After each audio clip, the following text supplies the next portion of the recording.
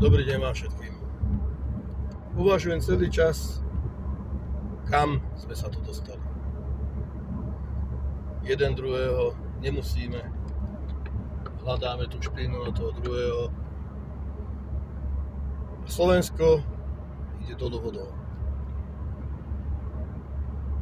Predstavil som slovenskú schému na spájanie pronárodných síl.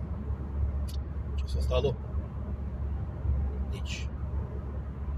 Jeden hrá mŕtvého brouka, ďalší chce ísť solo, lebo verí, že tentokrát sa to prelomí. Napriek tomu, že majú výtlak 1, 2, maximálne 3%. Nevadí. Idú po svojom. Slovensko nečaká nič dobré, ľudia. Nie len preto, že teraz idú nové dane a konsolidáciu verejných financií.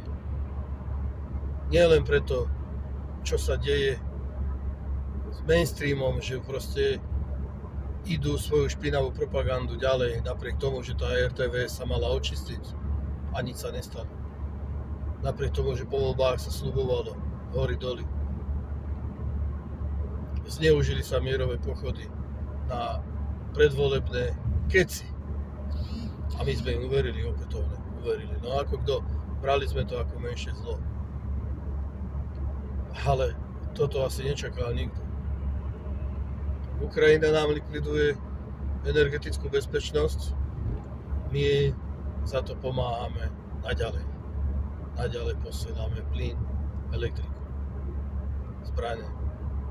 A to vie ešte čo neviem. Vidíme len špičku ľadovca.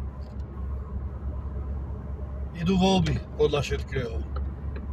Pozrite sa, jak skúvíňa Danko, že Čína nás prevalcuje, musíme sa podrobiť a treba možno zmenu systému.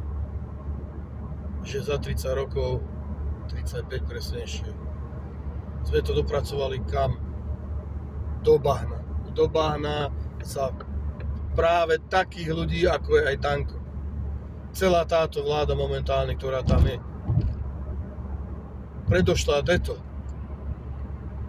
Pýtam sa, kto bol 12 rokov pri moci a nezmenilo sa nič. Išlo to od 10 k 5. Kto začal s privatizáciou? Nezabúdajme aj na to. Stále sa vyzdvihuje otec národa. Aký otec národa pre Boha? Keď dá voľnú ruku privatizérom. X takých sa zrodilo. Potom to ďalší brčkavý železničiar dorazil. Prebral to Fico. Neopravil sa. Nikdy nikto nebol za nič potrestaný. Už nehovoriac ani o covide. Matovičovcov, Odorovcov a spolu. Čo sa tu dialo. Napriek tomu sú stále niektorí slepí a pán Matovič. Ľudia, my sme fakt načisto sprostení. Ale vážne. Úprimne, z týchto ľudí mi je zle. Ja ani neviem, akože koho by som mal voliť. A ja som to aj povedal. Povedal som to aj Národnej koalícii na stretnutí. Vy budete práve tí, ktorí dohodíte Slovensko liberálom do rúk.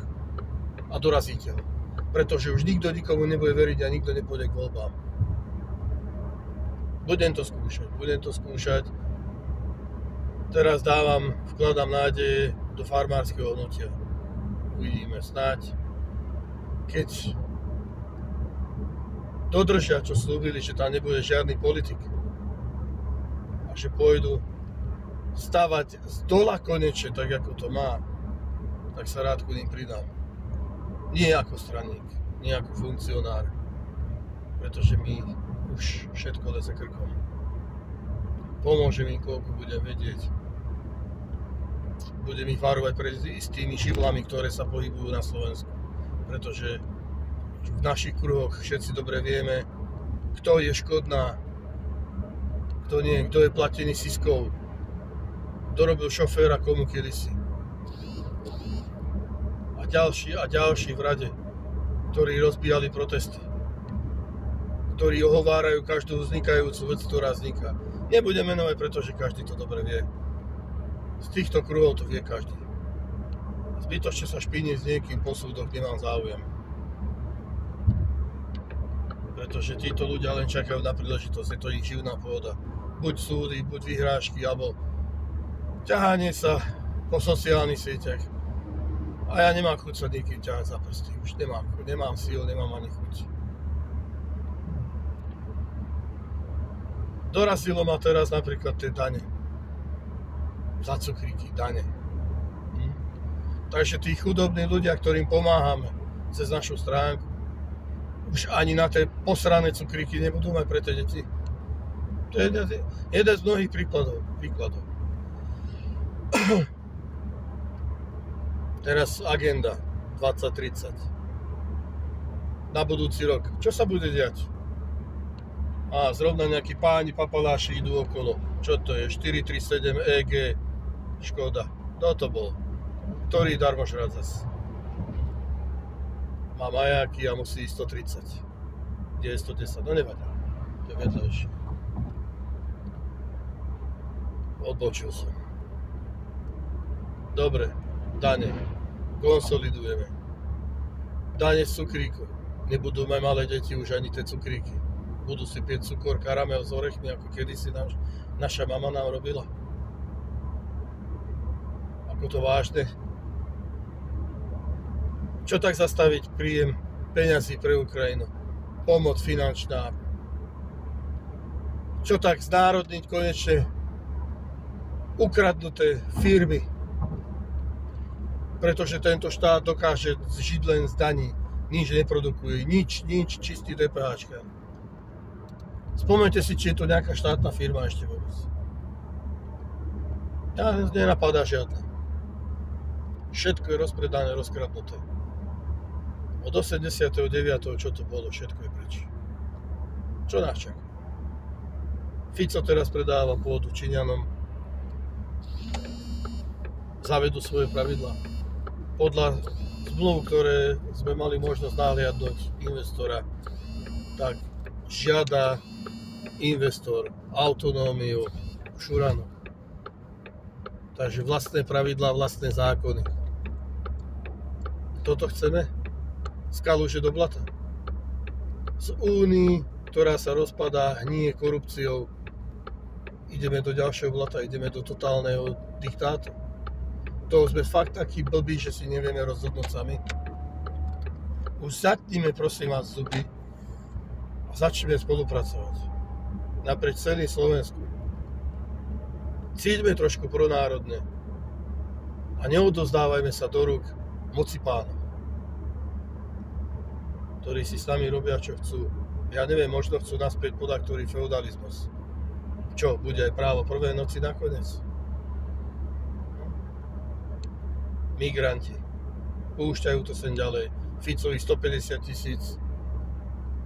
Čo to bolo? Azerbajčanov? Či čo to bolo? Moslimov. Toto chceme, kultúru. Videli sme, čo iné kultúry dokážu. V Nemecku, vo vlakoch, v Anglicku, v Amerike. Nič. Všetko je to OK. Vždy sa budeme kláňať našim vodcom, Führerom z Európskej únie, v našom parlamente a spol. Dokedy ešte? Som zvedavý teraz ten 27. rok, keď zdvihnú emisné povolenky pre rodinné domy. Či sa konečne Slovák zobudí. Či už to bude dostatočné, dostane po papuli. Za to ich nič nerobenie. Nestaranie sa. Lebo mi hovoria mnohí, ja sa o politiku nestarám. Lenže politika ti zaklope na dvere a postará sa o teba. Postará sa o teba tak, že skončíš na dlažbe. Že tvoje deti budú učiť zvrátenosti na školách. Že ti zoberú majetok. A budeš šťastný. Podľa Švábových slov. Áno, Šváb tam není. Ale má vydatného nasledovníka. Takisto aj Gates, Soros, Bilderberg celý. A naši len skláňajú hlavy a dzobú im zrno z dlaní. Dokedy ich to dovolíme? Dokedy im dovolíme kradnúť náš majetok a vynášať? Vlastne však už ani nie je ničo chrániť. Už je všetko preč. Ale jedna vec, priatelia, hovorím to dlho a budem to opakovať. Ak sa dokázalo mene štátu vyvlastniť pozemky v Šuranoch, lebo je to strategického významu, čo v podstate ani není,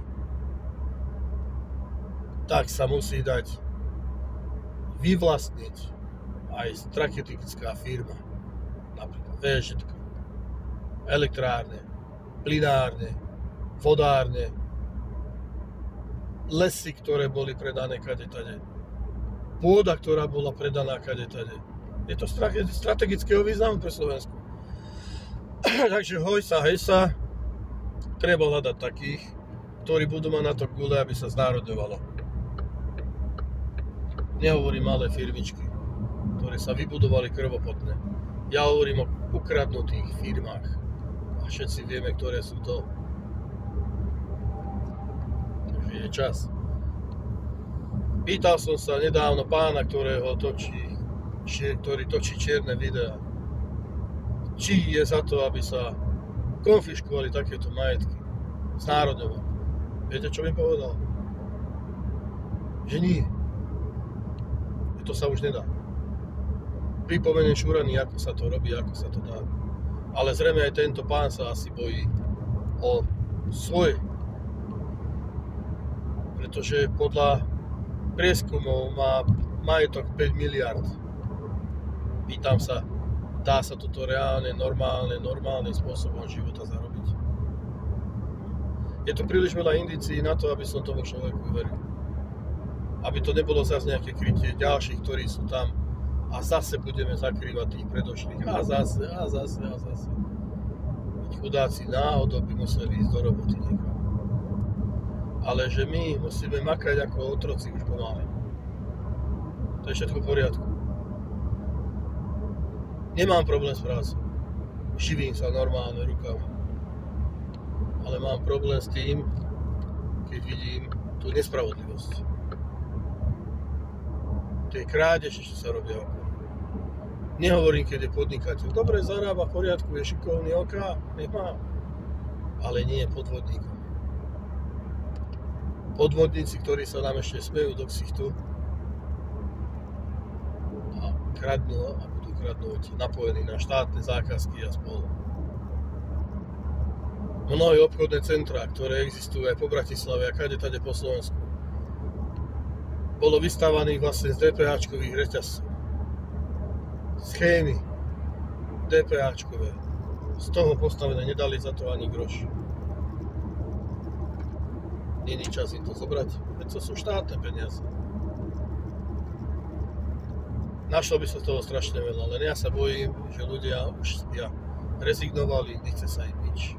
Áno, a ja som rezignoval, povedal som, už nebudem organizovať žiadne protesty, nič. Pretože to nemá význam, pokiaľ sa ľudia nezobudia. A ja dúfam, že v tom 27. roku sa ľudia zobudia a konečne to vyhážu. Aby bolo ešte koho vyhadzovať, či tu ešte vôbec nikto bude. Z týchto smradov, ktorí už... Ale hovorím jednu vec. Planéta je príliš malá na to, aby sa títo ľudia nedali nájsť.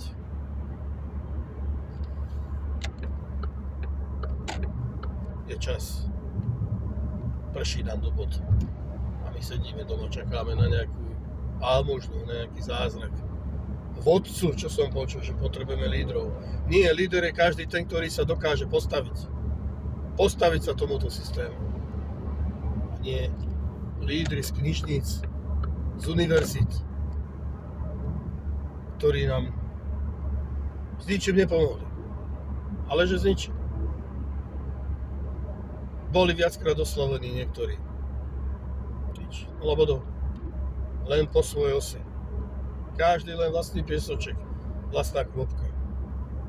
Ani z toho. Takže ja som zvedavý na budúci rok, čo bude, jak to začne všetko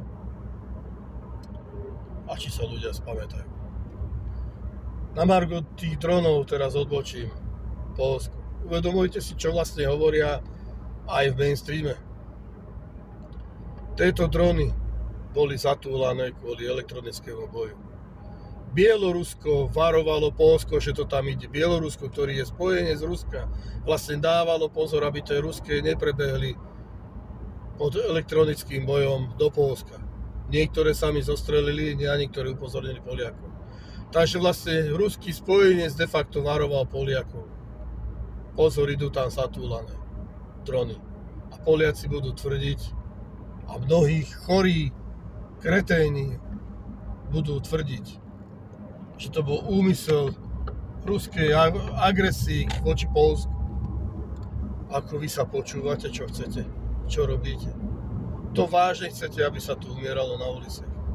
Alebo vám to stojí za to, že zakryť svoje majetky, vaše chyby, vaše zlodejiny vojnou, aby sa nehovorilo o vás. No nie, budeme vás hľadať. Ja vám garantujem, že keď sa tu niečo stane, tak vás hľadať budeme. Všetkých zodpovedných. Spomeňte si na Hemingway, čo povedal. Jeho citát o tých, ktorí hovoria o vojne. Dobre, priatelia, nebudem sa vykecávať na ceste, na diaľnici. Ale zapamätajte si jedna slova. Na každého raz príde. Nech si myslí, kto čo chce, ale príde na každého. Pekný deň vám.